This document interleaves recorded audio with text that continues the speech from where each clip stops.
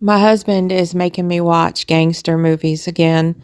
This time it's Casino. I knew nothing about Casino other than two things: that Joe Bob Briggs got fired in the movie and that somebody got their head squeezed in a vice. So this was a real cinematic extravaganza. I realized that we were sitting down to watch a 3-hour movie and that I was going to be really sucked in. This was going to be what we did today. So it's kind of like I'm not a big Scorsese person. My favorite movie that he did was The Last Waltz, which is, I know, a strange pick, but I did like Goodfellas because my husband asked me to watch it and give my thoughts, excuse me. And I think that this is something that tried to be like that, but it's not as tight a story. It definitely shows off Robert De Niro's acting in particular. I noticed way early in the movie that he's acting with sunglasses on better than most people do when you can see their eyes. And I see a lot more depth in this character that he played rather than, I believe it was Jimmy in Goodfellas. And then it's the story of his character, Sam, and who's that guy from Home Alone? Joe Pesci. I can never remember anybody's name. Robert De Niro and Joe Pesci, they go and try to make their fortune in Las Vegas with the mob, running a casino, and somehow the Teamsters give, is it Kevin Pollak, money to pretend to own this casino? But our two anti-heroes are really running it. And then Sharon Stone comes in and I'm not sure if she's exactly a hooker. She is a girl who, of course, looks like Sharon Stone, which you wouldn't find in the wild, who will be with men at the tables in the casino to give them good luck for a portion of the chips. And one of the best scenes in the movie, the first time you see her, the guy doesn't pay her enough, and Robert De Niro just falls in love with her as she's throwing all the chips off the table onto the floor, and the people who are in the casino come and steal the chips in like a frenzy, like Piranha. And this is a guy, De Niro's character, that we've seen hit somebody in the hand with a hammer or have his guys do it for cheating at blackjack. But then he has a soft spot for Sharon Stone's character. Her name is Ginger. So it's a complicated character that he's playing.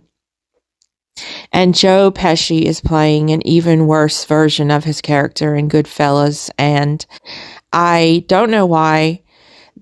I can watch crazy Italian horror movies, any kind of slasher, whatever, but in a drama, when somebody's getting beaten with a bat or smashed in a vice or whatever, stabbed with a pin, I have to look away. And for a lot of this movie, I was averting my eyes. And a lot of it was just people fighting and squabbling, and De Niro and Pesci, like they're childhood friends, but they keep breaking up their friendship. But then the next minute you'll see them doing something together. And one of the fights that they had, it became really obvious to me that they were ad-libbing, and that made it sound more like a real argument, ironically, than if the dialogue had been written.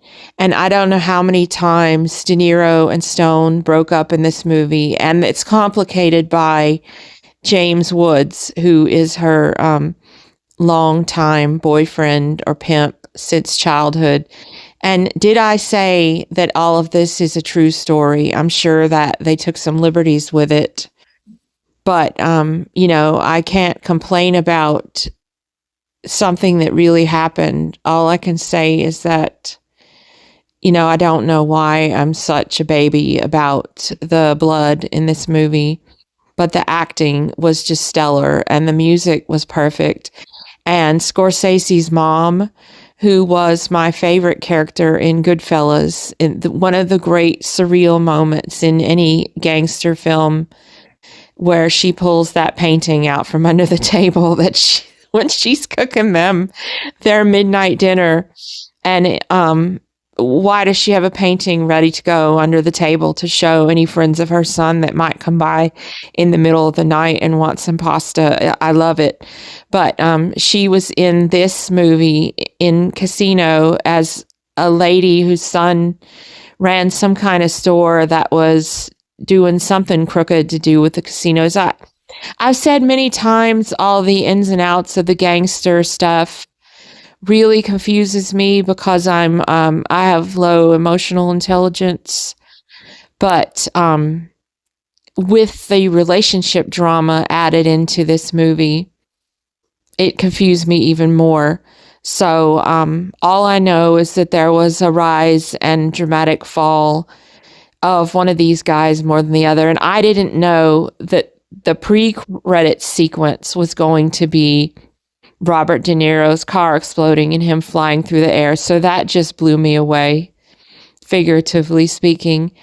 What else? Oh, anytime there's a rise and a fall movie, something that's like 3 hours long, it's never going to have a happy ending. You think about it. Godfather 2, Dr. Zhivago, Casino, in a way, Goodfellas, anything that mirrors real life and is dramatic, it's not happy. If you know of a 3-hour comedy that I should watch, let me know in the comments. But that's not to say that I don't like this kind of epic drama. I've kind of been hooked on them since I was 7 or 8 years old and caught Fanny and Alexander on TV, and I couldn't believe that I was sitting there and watching this movie all day long the way it felt, and I couldn't have understood it completely, but I was just glued to the TV. I'll never forget that feeling. And so I do like to watch movies like this when they come along, but sometimes have to be prompted. So let me know if you know of a happy movie that is 3 hours long, because I will go and watch it. And in the meantime, just keep an eye on the slot machines or you will get fired. Have a good night.